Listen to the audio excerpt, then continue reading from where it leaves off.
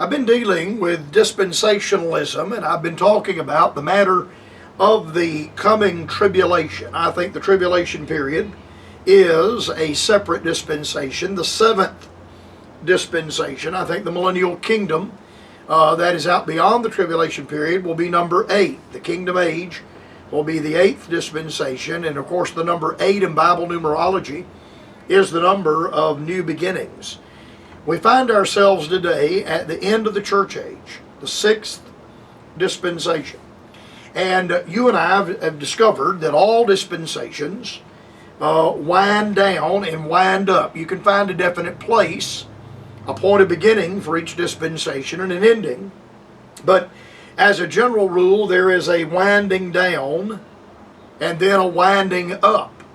And I think that we are in the winding down stage of the church age, which means that there is groundwork being laid during this age, groundwork that you and I can observe, that is setting the stage and preparing the way for the rise of the tribulation period and a global governance. That global governance will be under the man of sin, the Antichrist, the beast out of the sea that we read about in the book of the Revelation. Now, it becomes obvious to those that are paying attention that there are globalists at work. In fact, they have given so much trouble to Mr. Trump, and the neocon Republicans are all globalist. And many of these are in what we call the deep state. And the deep state globalists in Western governments and organizations, such as the United Nations, are using immigration to upend the Christian culture and to upend the idea of nationhood. Now, the whole concept of the nation state is based upon a Christian principle. Because when you and I read the Bible, we recognize that there is a nation, the nation of Israel, and that they were told by God to be a distinct and a separate people. They were God's earthly chosen people. And they were to be a distinct nation among the nations of the world. The whole idea that the whole world is to fall under one umbrella, they attempted that at the Tower of Babel, and God confused the languages and scattered men around the world.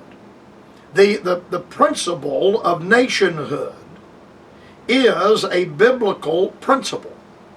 And the principle of nationhood cannot be divorced from the principle of Christian culture.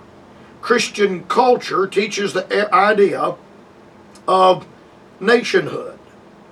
Now, when President Donald Trump visited Europe in mid-July in his first administration for meetings with NATO, the British Queen, the Russian strongman Vladimir Putin, he spoke openly about the screaming 800-pound gorilla in the room that everyone seems to pretend is not there.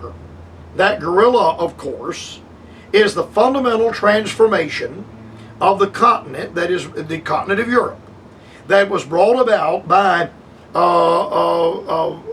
globalist engineering of a tsunami of Islamic immigration.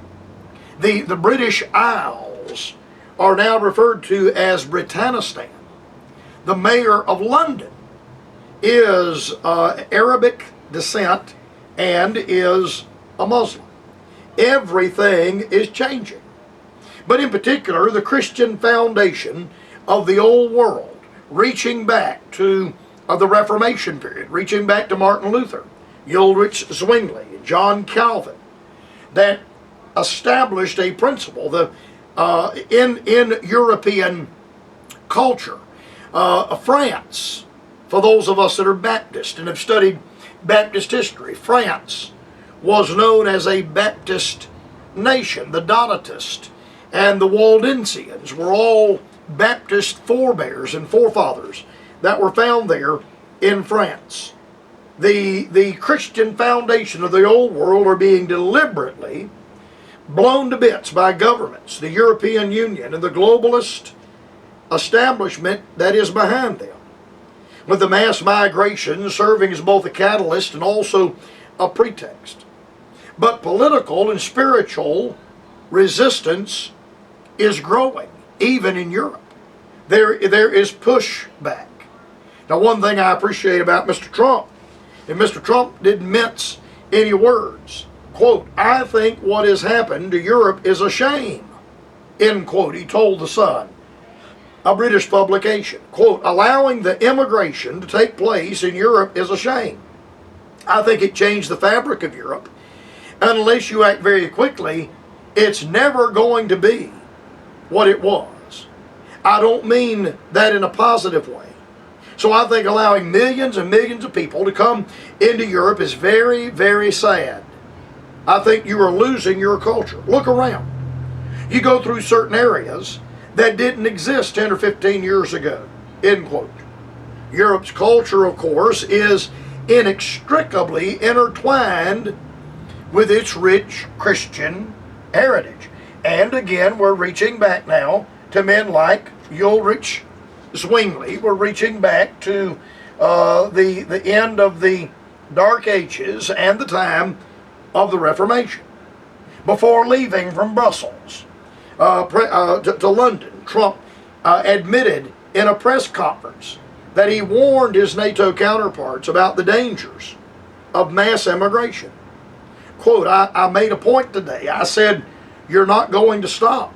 You're ruining you're going to have a lot of problems, end quote, Trump declared. Not surprisingly, globalist promoters of mass immigration had a fit.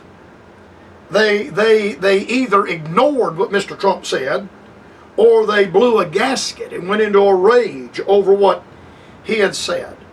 Though polls show the overwhelming majority of Europeans, just like Americans, want to end the Islamic influx.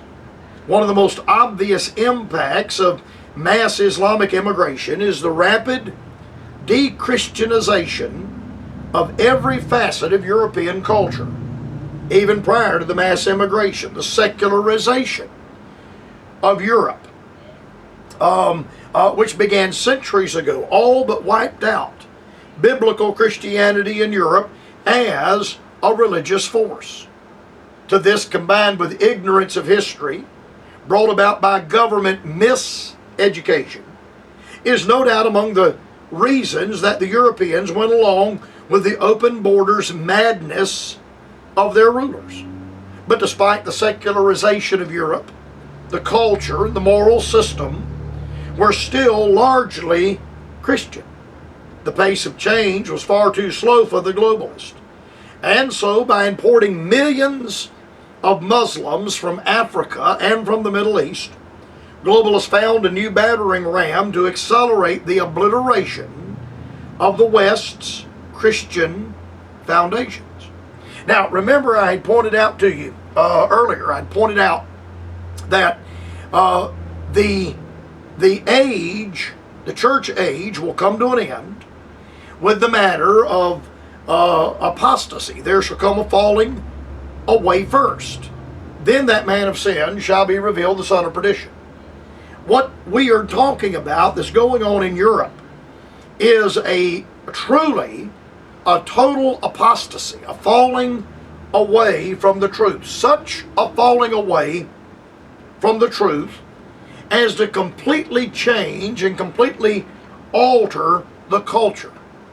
So we had the onslaught during the Cold War, in the time of the Iron Curtain following World War II.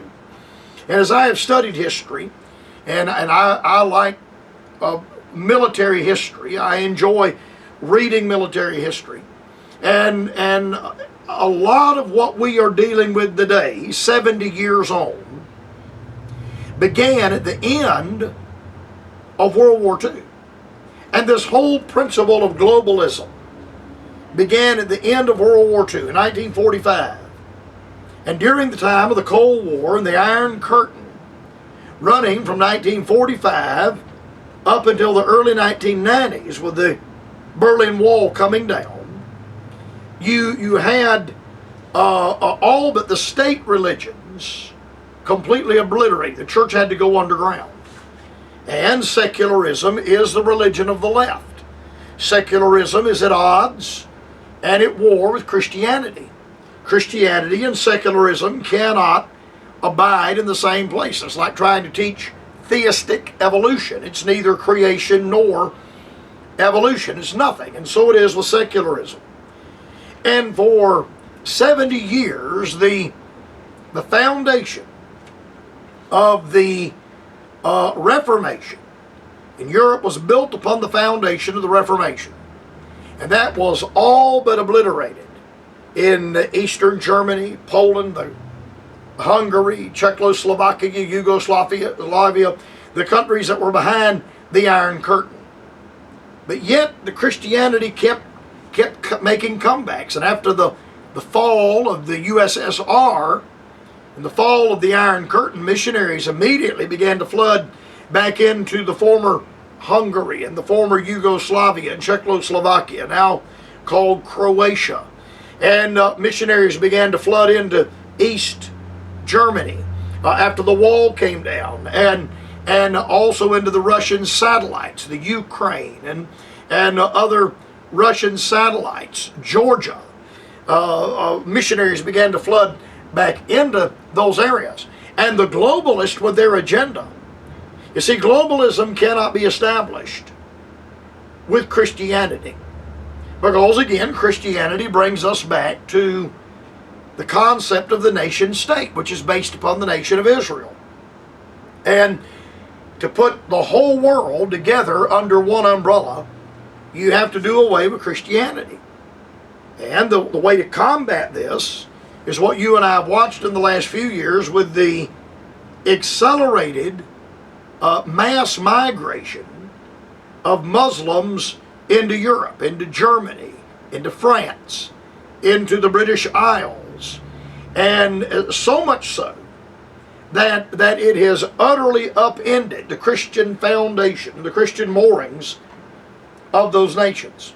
The pace of the change was far too slow for the globalists, and so by importing millions of Muslims from Africa and the Middle East, the globalists found a new battering ram. And they could accelerate the obliteration of the West's Christian foundations. Now the examples are literally everywhere. In 2015, as hundreds of thousands of Islamic migrants were arriving, the Lutheran Church of Sweden, Bishop Eva Braun, an open lesbian, famously called for Christian symbols such as the crosses to be removed from churches to avoid offending the new arrivals. She also called for creating prayer rooms facing Mecca in churches so that Muslims could worship Allah. Quote, making a room available for people of other faiths does not mean that we are not defenders of our own faith, end quote, Braun said, was quoted as saying.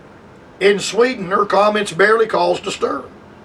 Today, Islamic prayers blast from loudspeakers at multiple mosques. In Belgium, the provincial committee, the Red Cross in Lee, ordered local branches and offices of the Red Cross in Belgium to remove crosses and crucifixes from everything to avoid offending Muslims. Similar demands are now being made across the continent. In Switzerland, an immigrant lobby group representing mostly second-generation Muslims is calling for the crosses to be moved from the nation's flag, saying it no longer corresponds to today's multicultural Switzerland. And at church-turned migrant centers across Europe, all evidence of Christianity is being scrubbed, supposedly to ensure that new Muslim residents are not offended. Some 15 years ago, a Muslim successfully sued to force public schools in Italy to take down crucifixes from the classrooms. Now, my time has gotten away from me on the program today, but the Lord willing, I'll continue with this on the broadcast tomorrow. I hope you'll be listening at that time.